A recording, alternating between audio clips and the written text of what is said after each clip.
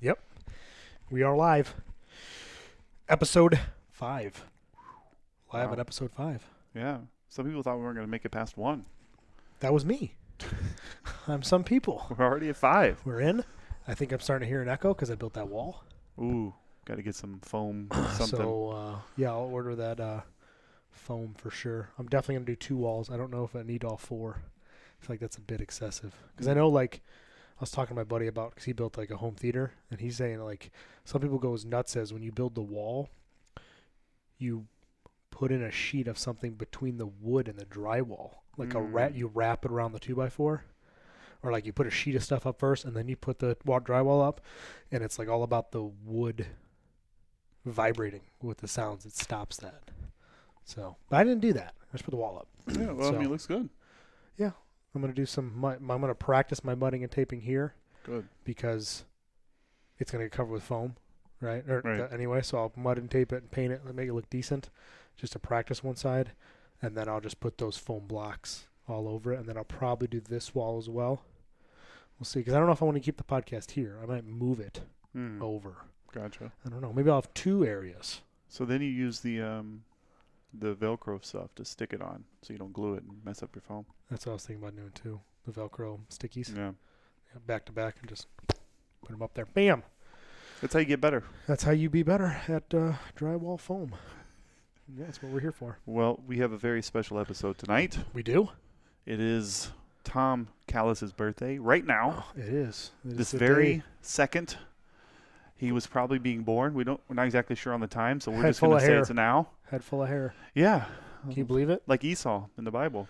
That's why they almost named me Esau. Really? Yeah. Esau Kallas. That close. Instead they went with Thomas the disciple because he was doubting. Oh, Because I don't trust anybody. gotcha. That's Especially true. you and Esau. Yeah, that's true. Esau was my brother. What? Yeah, Jacob and Esau. Oh, yeah, that's right. I don't remember that much, but Well, he was hairy. That's what the Bible said. He was super hairy. I get it. But not as hairy as Dan Bell.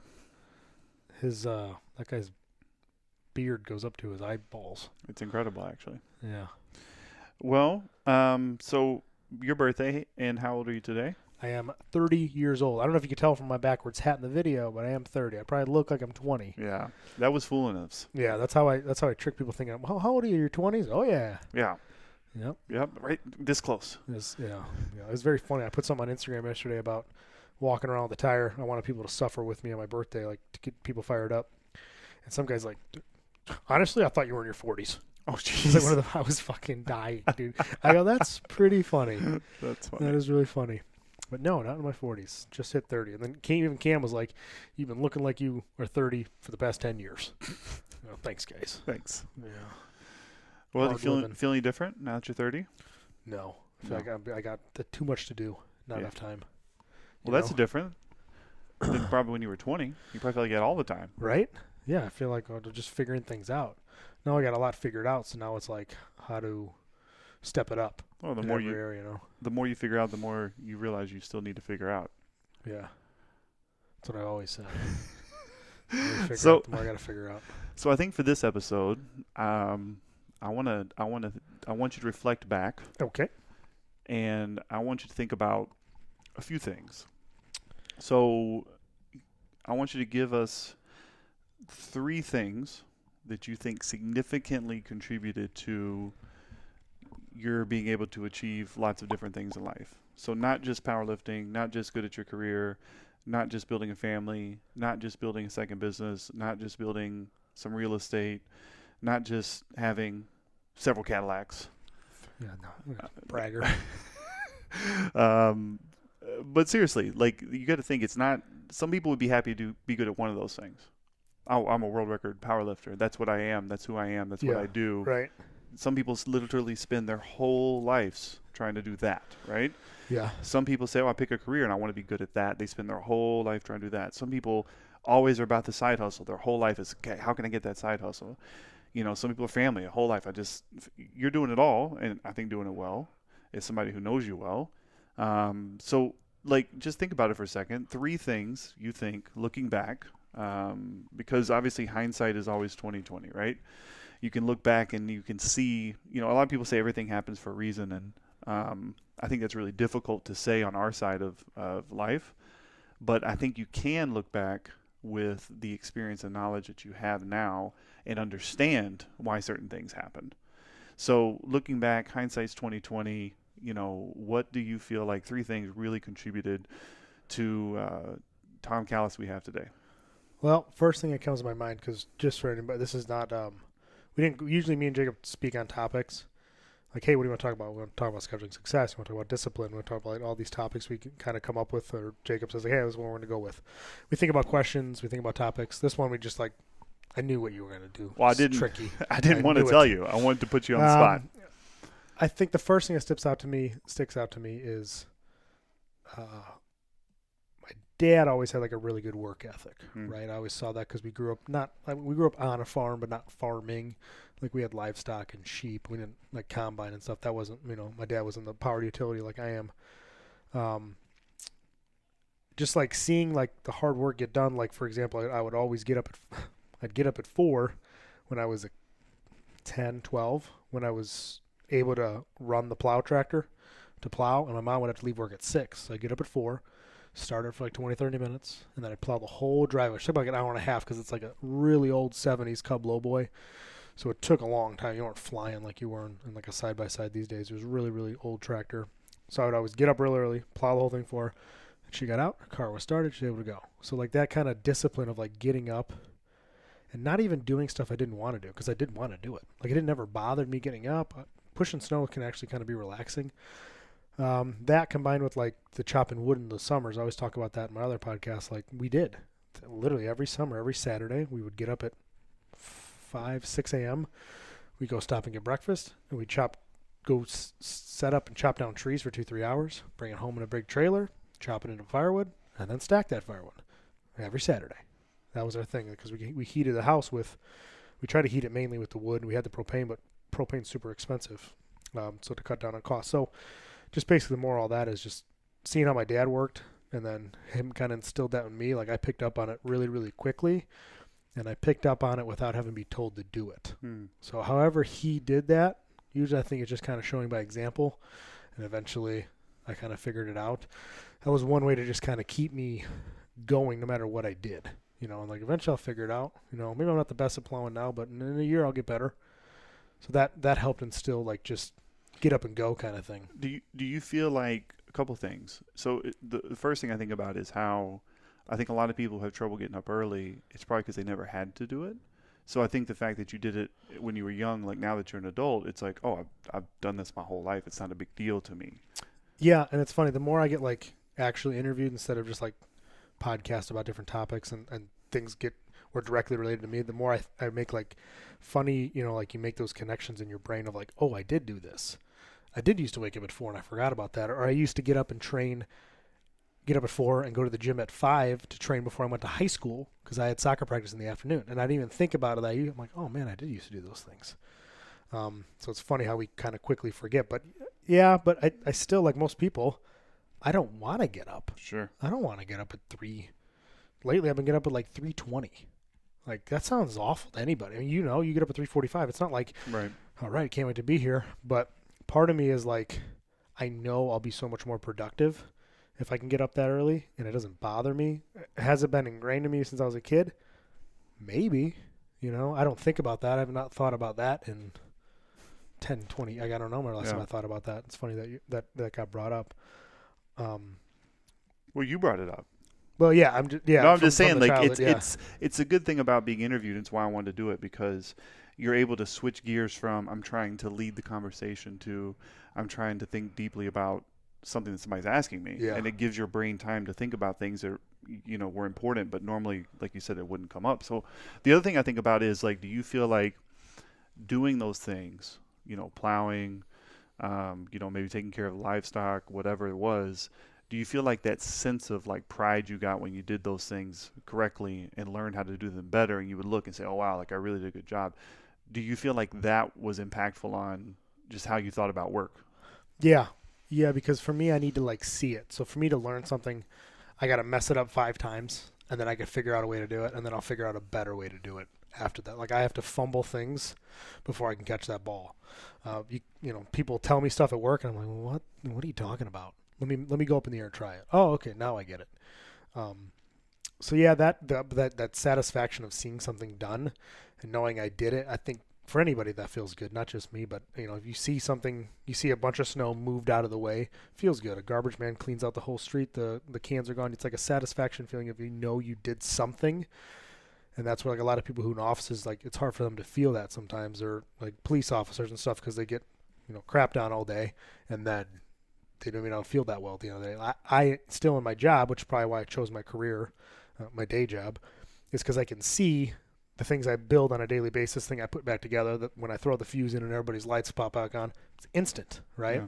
Same thing with training clients. I can train a client that's not as instant, but you could see small changes weekly in every client I have, for the most part, of like their squat stance, what they learned, pick little things up here and there, because you can't overwhelm them. So it's like one thing at a time. And then over time, you're like, you're perfect. Like you did it perfectly. Like 2 years in, we're there. Yeah. So seeing that is like super satisfying. And I need that, not instant gratification, but I need to see that snow moved. Yeah, but I don't think that everyone, unfortunately, has the opportunity to see that and experience that as a kid, because, depending on where you live and depending on how you were raised, you may not have had an opportunity, or your parents might not have given you an opportunity. And so I think that it's important to, like, at the end of the day, we're all motivated by something, and discipline pushes that forward. But if there wasn't something good about what you were doing, you can't keep doing it, right? So, that feeling of, I set out to do this, I did it, even if it's simple as I plowed the snow, and it's all, like you said, it's all pushed the right way, it's straight, it's clear. It's like that little thing starts building this sense of pride. And it's important. Like, you have to have pride in your work. Yeah. Otherwise, it just becomes meaningless, and and then you become lazy and da-da-da. And so, but again, not everybody has that. I think as a kid, just hearing you speak about it, I think that's important, because it's something I got to do some as well, like work on a farm. Yeah. Yeah, so you kind of get it. It's just like, for sure. You develop a pride, and it's like your name stamped on that. Oh, I used to have to mow. My thing was mowing every Saturday, because, we had like 80, 90 acres, and our yard was basically a pasture. Yeah. It wasn't fenced in. I prayed that they would fence it in every year and just let the cows in there, because we wouldn't have to mow it. But no, my mom's like, we got plenty of pastures. I don't want a pasture for a yard. So I got on an actual tractor. When I first came to like a big city, woo, Chicago, people are like, oh, I have a tractor. I'm like, what are you talking about? You have like a little yard. Where's your tractor? They're like, oh, my lawn tractor. I'm like, that's not a tractor. That's a lawnmower. That's a different thing. I would get on an actual tractor with like a PTO with like an 8 or 10 foot shredder on the back, and I would basically shred the yard. It wasn't really a mower; it was like a shredding deck. And I would spend 6-7 hours every Saturday mowing my yard and my granny's yard. And I would, Texas heat, summer, that Bahia grass, it's kind of specific to the South. It doesn't mind the heat, so it keeps growing regardless of the rain. Really? It's really thick, so the blades get worn down a lot. Anyway, I would get done mowing. I'd be caked in dirt and whatever. But I would look back at the yard, and I'd make sure that I did the lines right and everything was spaced out. And like, the better I got at that, the better I felt about it. And yeah, it still sucked to do the job, but at least, like you said, when you got done, you had this feeling of pride. Right, and that fresh cut. I guess I don't know how the grass is down there. Here it's a little different. I think you could smell that fresh cut. You probably just smell like old hay cut up. Yeah, basically, and mud. But yeah. So that's really interesting. All right, so give us that was one or two. So give us one more thing, if you can think about, that you think really contributed to just overall your thoughts on success and work. And so this came from like seeing struggle. So when I was like 17, maybe 16, I drove up to see some family. And I remember going to this like apartment complex or townhome. I think it was like an apartment. And we saw this like kid hanging out, and they kind of knew him, and they talked to him, and they're like joking, laughing. I'm just, I don't know, just here to hang out with my family. And I remember them saying like, this is like Section 8 housing. I'm like, oh, okay, that's weird. What are we doing here? And the kid was like squatting at the place for free, and like the people I'm related to are like congratulating him. And I'm like looking around, and this guy's sharing drugs with the guy. And, I'm young, 16, 17 from the country. Like, we don't really see that too often where I grew up. Like, a little bit, you get some pothead friends or whatever. But, like, you don't really see it very often at all. Right. And it wasn't really my thing, so I never really partake in it anyway. And I remember seeing that, and I was, like, putting stuff together. And I'm like, this guy is 40. This kid's like 15. They're sharing drugs. He's squatting in a Section 8 house. He's happy for him. And I'm just like, at that moment, I was like, I can never let this be me. Like, would it ever be me? No, probably not. But like I just had, for some reason, seeing that and being there and in that moment, I was like, I'll never be poor. I'm never going to be broke. I'm never going to be in shitty housing. I'm never going to be 40-year-old sharing drugs with a 15-year-old. I'm never going to be this guy. How do I not make sure I don't end up here? Yeah. And then that was like into line school in Wisconsin. What did my dad do? My dad did pretty good. Okay, Dad, I'll do something like you did. I do this. Okay, but I can be better. You know, I want to do a different department than my dad that makes more money because I'm nervous. Well, I don't want to end up in those shitty houses or apartments. So then it just kind of always kept pushing me forward. And then I always have those reminders because my wife's side of the family, some of them are not so well off. And I see it or I hear about them, especially when I see them, I just be like, and I don't mean it like disrespectful, but I'm just like, I'll come home and I'll be like, we're never going to be like that. You know that, right? Everything is going to be taken care of. You're always going to be in this house. You're always going to drive nice vehicles. The girls can have everything you want. Never, ever will that ever be us. And I'll die making sure that never happens. So like, I always get those constant reminders, like it's probably a little bit overboard, you know, but it's like ever since that day, I can't like turn it off. Like this is all going to go away if you don't keep hustling. Yeah, but it's super powerful because it shaped a lot about how you view life, and I think it's important to clarify just quickly. You know, I don't hear that as judging people's value, but you can judge someone's situation and value separately. So, for instance, like I'm going to Africa tomorrow, right? Mm-hmm. I'm going to see stuff over there that you don't see in the U.S. It's there in the U.S. It's just we do a better job of keeping it where it's public, and you know. I can look at someone and I can say, man, that's a tough situation.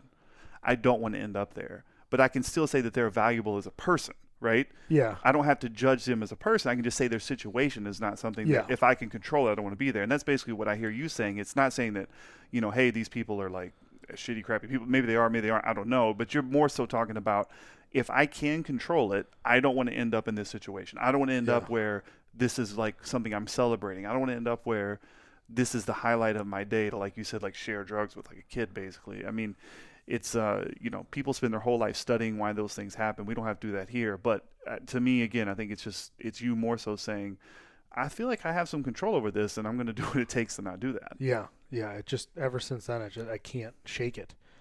You know, and plus, you know, I have real bad imposter syndrome. I don't think I should have a nice house. Like, I thought, like, I saw like nothing against like the FedEx driver or the Amazon guy. It's like a young kid, you know, you probably tell he's 19, probably one of his first jobs. He's probably happier than hell, right? Yeah. And I'm like, we could switch any day now. Any day it's going to be time delivering packages to the house looking at, man, those are nice houses. You know, because my house is, I have a nice house, especially for, you know, an idiot like myself. So I don't think I should be here. But that also drives me to make sure that I stay here. But that's that line of like hungry and humble, right? You know, Dan obviously has that saying, and it's something that you hear a lot of successful people talk about where, you know, you can be happy in the situation you're in, you can be hungry for more at the same time, and you can be humble about where you're at too. Those things don't have to be separate things. They can all be synonyms. They can all work in synergy together. And, you know, again, I just think that it's interesting because did you see that movie? I'm sure the answer is going to be no because you're such a big movie guy. Everything Everywhere at Once? Nope. So it might win Oscar, but basically one of the main characters in that movie was the boy from Indiana Jones, the Asian boy, Mr. Jones, right? Mr. Jones. Yeah, anybody listening seen freaking Indiana Jones, including you. You've seen it at some point in your life. You might I'm not sure remember. I have. I just don't remember. So the guy's story is crazy, though, because he was that, and then he was in Goonies. He was typecast as this Asian kid with a funny accent, and he's kind of, you know, whatever, and that's who he was. So after Goonies, he never got another acting job. He would go out and audition, and they, you know, you're not really the right guy, over and over and over and over. You're talking about a guy who was in at the time, one of the biggest movies of all time. The Indiana Jones were like modern-day Marvel, right? Everybody saw it. Yeah. So the guy is now in his 50s. He's never acted since he was a kid, ever. Because he would keep going. And eventually he said, you know what? I'm not an actor. I don't belong here. And something said in him and said, I'm going to give it one more shot. So there was this movie. He kind of knew somebody. He went and auditioned for it, and they gave it to him. He's like, oh my gosh, this is his first acting job since he was a kid. And every day he went to the set, he said, I swear I was going to walk in, they were going to fire me. He didn't even tell his family that he got the job because he really thought they would say, you don't belong here, go home. And the movie's probably going to win an Oscar for, it's going to win a few. It might win Best Picture. He's nominated for Best, what's the word? Not main actor, but like the Supporting lead. Supporting lead, whatever. And actually the Oscars, I think, already happened. I think he won it. I don't remember if they did or didn't, whatever. It doesn't matter. But, the guy was just like talking about how he never in a million years thought he would be there. And everyone's like, dude, not only do you belong here, you're good enough to be the best actor this year in your job. And so you talk about imposter syndrome. It's so interesting, the mind, how it plays games with you, because you talk about everything in your life you're doing is very successful and you're excelling in all these different areas. And then you compare this guy who's like, I don't belong there, and like clearly he's one of the best actors on the planet, right? And it's sometimes that external validation that you're looking at, and we don't think about the internal validation. And you got to turn down that external and turn up that internal, especially when your life is congruent with what you're doing. It's not like you're walking around saying, "Oh, I'm successful," and like you said, you're sharing drugs with a 15-year-old on the weekends. Right. Yeah. Yeah. So it's really interesting to hear you say that and then compare it to that story. Yeah, something I haven't been able to shake. It's funny that because it's not like I'm the only one, right? Matt Vincent, we talked about this a little bit because he feels the same way. He thinks it's all going to disappear tomorrow. I'm like, dude, me too. I'm going to wake up and I'm like, ha, gotcha, Tom. Get the hell out of here. But I keep waking up and this place is still here. So I don't know. But that's why I made some connections in the past few weeks about like just thinking about some more stuff. And like, I can't take a compliment, right? It's very awkward for me. I'm like, oh, hey, Tom, you look at, okay. We're not like squat. Yeah, I know. I believe that. That's good. I know I had a good, like if I squatted 700 tonight, you're like, that was an awesome squat, Tom. I'm like, yeah, fuck yeah, I know that. But if said like my wife compliments me or my sister-in-law says something and I'm like, yeah, thanks. Anyway, how are you doing? Like I'll brush it off because I don't think what they said is true because I think I'm an imposter. So it all like it's tying together, and I've made realizations now to see that, which is I think is first step, right? Is realizing what's going on. So I don't know how it's going to be corrected later, but I think part of it's good because it keeps my drive. I think there's other things that contribute to my drive for sure, but the fact that I don't always think I should be here helps me keep being here. And then on the flip side, I also think I'll drive through like the really nice neighborhoods at work, and I'll be like, man, you think you're doing all right. I know. And then you see Mr. and Mrs. Jones over there with a $8 million house, and their car costs more than mine. And I'm like, dang it. Or car costs more than my house, rather. It's like, huh. So I get the flip side of the coin a lot, but I don't know. It drives me. I never stopped. Yeah. Yeah. Whether it's because of my work ethic, whether because I don't want to end up in Section 8 sharing drugs with kids, or whether I don't think it's mine. This weird mess of shit going on in my head, continues to move me forward no matter, if work's slow, if work's not slow, if Be Better coaching is slow. Like, we always figure something out. And that's why I always tell my wife, I go, we're never going to be in a bad situation because if I can control it. Right. You know what I mean? Yeah, no. And it's, again, I think it's a healthy balance of that humble and hungry at the same time. You want to be humble because you don't want to turn into a jerk, and you don't want to think you know it all, and you don't want to think you're there. Never. And you want to stay hungry to get better, but you also want to be happy. You want to be, you can be content and not satisfied at the same time. A lot of people think those are opposite words, but I don't think that's the case. I can wake up every day and say, like, I'm really happy with the situation my family is in. I'm happy with how things are going, but I would like something better. I don't think there's anything wrong with that. No. As long as one or the other isn't driving you. If you wake up every day and you're like, oh, I never want anything to change. It's probably not the best situation because the reality is it's going to change. Yeah. You might as well have a hand in it. And then, the flip side being you wake up every day and say, this sucks. This is not good enough. Then you start putting other things before your family and before your friends. And you get to a point where it's like, well, what are you doing it for? Yeah. So I think it's a good balance to be in. And obviously anything in life ebbs and flows. There's times where it's better or worse, but I think it's a good place to be. All right, well, let me ask you this. So think back for a second. if you could talk to 20-year-old Tom, so 10 years ago, maybe 18-year-old Tom, what's something you would tell him to change? And it's not that you regret it. It's not that, oh, I wouldn't change anything because it made me who I am. Yes. We all understand. Yeah, life. I know what you're saying. But just, what's some advice that you're like, man, I wish I would have been able to tell myself this and listen? The first thing that pops in my head is stop buying trucks once a year. Because that's what, as soon as I started making good money, especially when I was 21, I started being an apprentice, right? So I went from making like 35, 40 grand a year, reading meters, right, to a lot more within a year or two. So I would go buy, first I bought a nice car. A year later, I'm like, that's not good enough. So I bought a nice GMC brand new truck. Not good enough. I bought a nice Ford diesel. Not good enough. Actually, no, I got my girlfriend pregnant. Then I bought a brand new SUV. And then I bought another nice truck. Like, I just kept doing it. And I'm like, one day I sat back. I'm like, I think I spent 60 grand in the down payments of them. Like, if I bought 6 new vehicles within 6 years, I would always put down 10. Mm-hmm. I go, that's 60 G's. Like, starting this, I was 21. Now it's 9 years ago. I'm like, man, that'd probably be, at least 100 grand by now if I invested in just like a couple decent stocks. Yeah. I'd probably tell myself to be a little bit smarter with my money and stay in the place that I lived. We could say all the things, oh, I don't want to change anything because it made me who I am and I met these people. Regardless of that, right, I would have stayed in my $375 room apartment and not my $1,500 townhome because I could stay in there. I had a Lincoln Town Car with like 220,000 miles, or 2,000, I think, or 99. Drive that, and it was comfortable. Air ride suspension, kind of just like my DeVille. I had that and a $375 apartment, and when I was reading meters and I had that spot, I never worried about money, and I didn't feel rich, but I was like, I can do whatever I want. I can go to the bar Friday and Saturday. I can pay my Discover bill, which is $500 a month. My phone's $100. I didn't pay for internet because we hacked into the neighbor's Wi-Fi. We didn't have Comcast. We didn't have anything. Yeah. I lived so cheap. I lived for like $1,000 a month, maybe, and that's like going out, maybe with groceries, $1,500. And I made like 35 grand a year, and I never felt richer. Yeah.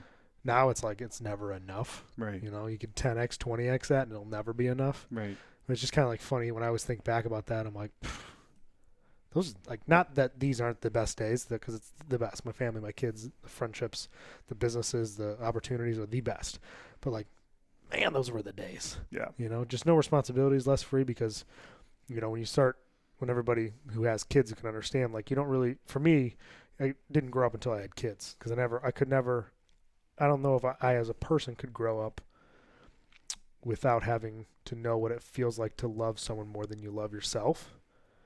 And that, in itself changed me, which could be another fourth reason for wanting to be so successful, or trying to push being successful or anything, just because, like, it's not Tom anymore. I can't do this off of, reading meters. So that's probably the other.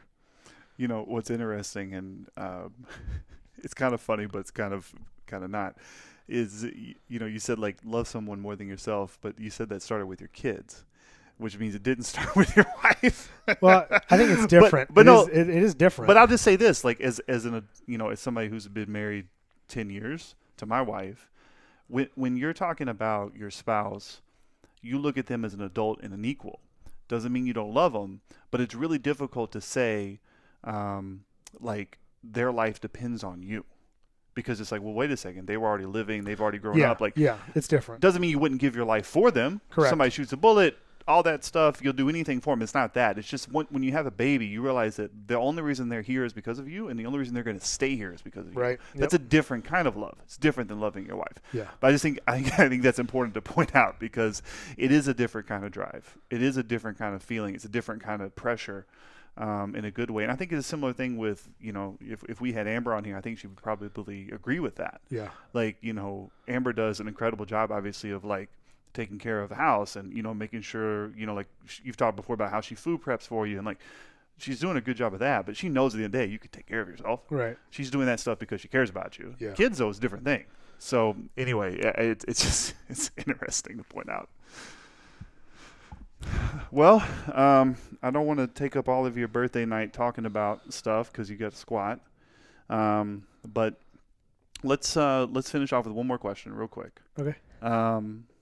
So Tom is 30. Let's say you make it to, how old do you want to make it to? Let's see. My grandpa lived to like 86. If I made it to like 82, I'd probably be pretty content. Okay. I don't know what I'll feel like and look like, but I feel like 82 is probably about par with average with my family. So you're roughly 40% of the way there, somewhere Yeah. around there. So you have 60% of your life ahead of you, all right? So let's just take off the next chunk of the next 10 years. What do you really want to see in your life? Doesn't even have to be change. It doesn't even have to be better. But like in 10 years from now, if you could pick a couple of things that, hey, I'm really doing this well, or I've really accomplished this or that, what would it be? And then we're going to play it back in 10 years, and you better have done it. Otherwise, we're kicking you off the podcast. First thing that comes in my head would be to be better in schools more. The coaching, I think that's huge. I think it's a lot of things that kids are missing in their adolescence of growing up, building confidence and then preventing injury. Do you want me to rail on Tom Brady for a second? Sure. He said Gooberhead has his TB12 Yeah, training I program. heard about that. Yeah. And in Tampa schools, he got his training program in there. And some of the classes, they spend an hour with massage guns. They're massaging themselves. Lots of 14, 15-year-olds need a massage gun. Yeah. So, yeah, the point is I agree with you. Kids need to understand how to train. It's just good for your health, regardless of what you want to do with it athletically.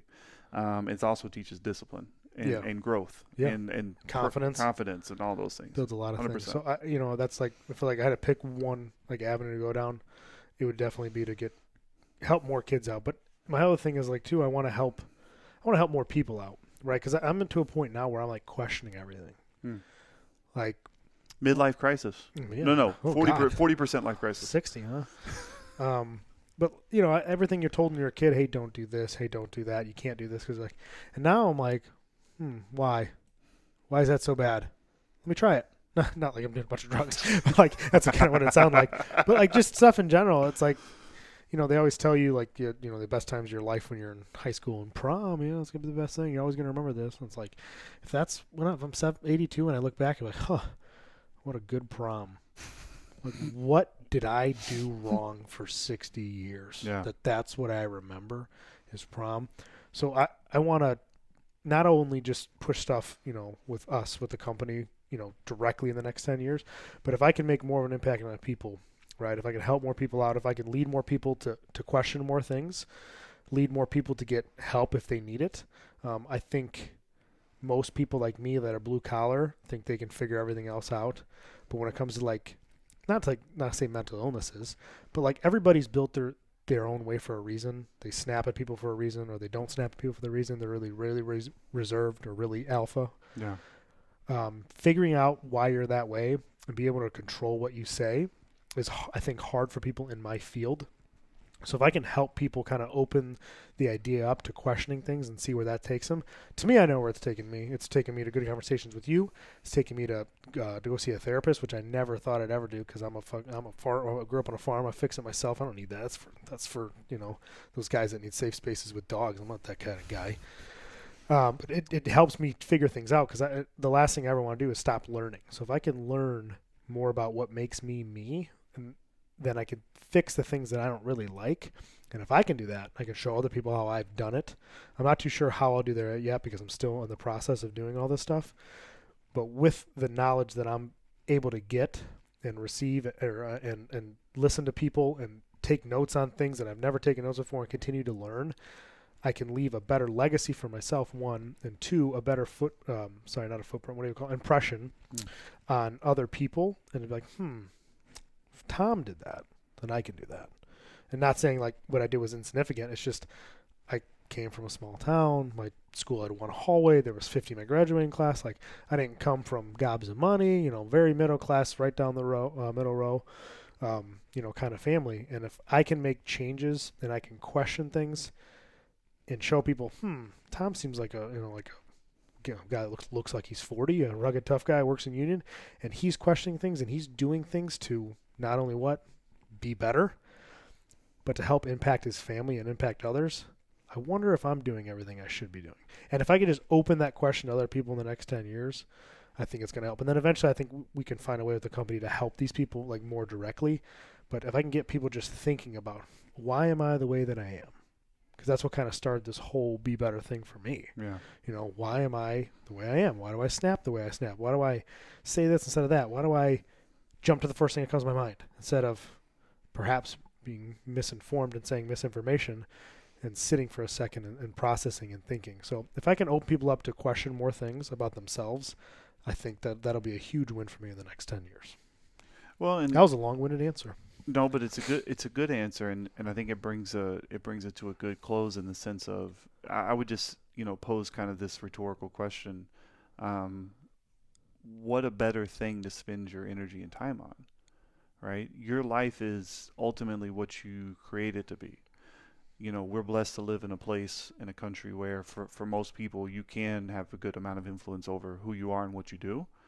And so knowing that, where else could you spend your time and energy once you've done the things you need to do to survive, right? Work and et cetera, et cetera. So Yeah. like, you could be thinking about fantasy football, or you could be thinking about, and again, not saying there's anything wrong with that, but when you look back, like you said, when you're 80 or 90, did you spend your time learning about yourself and how you can better your life and your family and make the life that you want? Or did you spend your time learning about which third receiver next year is going to go lower in the draft so you can win $200 in a stupid league? Yeah. And it's important, I think, to get your mind right, in like what's really important here. Doesn't mean you can't enjoy yourself. Doesn't mean you can't play fantasy football and do fun things. I'm just saying, like, what a great thing to chase. If you're going to chase something, chase that. Yeah. Because I think, Jordan Peterson talks about this a lot, but like life is responsibility. If I can take care of myself, which I figured that out at a very young age, I've realized that I'll never stop taking care of my family because I don't want to be sharing drugs with a 15-year-old in a Section 8 place. Okay, so if I can lock those things in, not saying I can't improve, because a lot of this is to be a better father and be a better husband and be a better friend.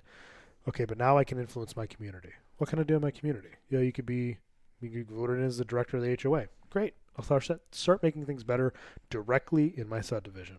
What's next?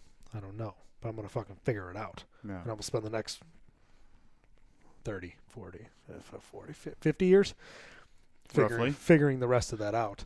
But I think that that's where I'm at now, is improving what I have and what I've basically have my structure here, and then outside of that in my community, how far can I push my reach? Like I said, I can't think of a better thing to care about and work towards. Well, happy birthday. I'm glad you were born. Thanks, buddy. Me too. And appreciate everybody tuning in again. I'm heading off to Egypt, so I think you'll be flying solo next week, or maybe have a guest. I don't know what you're going to do. Me neither. I'm going to try to interview Lual while I'm over there. I don't know if it can fit in 30 minutes, but I would like, to get him on because incredible story. Guy was a refugee, had to flee the country in South Sudan because his dad worked in the government, and basically they were going to assassinate his father.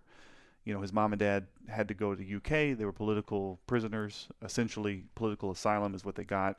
But Lual had to live with his brothers and sisters in Egypt. He didn't have his parents for 5 years. And then, goes to the UK, whole different culture, whole different life, learns how to play basketball, ends up being a first-round draft pick, et cetera, et cetera. So, what a life, I think, to interview about what we're talking about and then choices that he made and why he made them. So hopefully I can get that done. Hopefully you can get maybe Charlie on, or even I think real estate would be good. But regardless, for everybody that's listening, we're going to keep trying to bring interesting conversations to the table with the goal of steadily improving. It's not about somebody else. It's about you.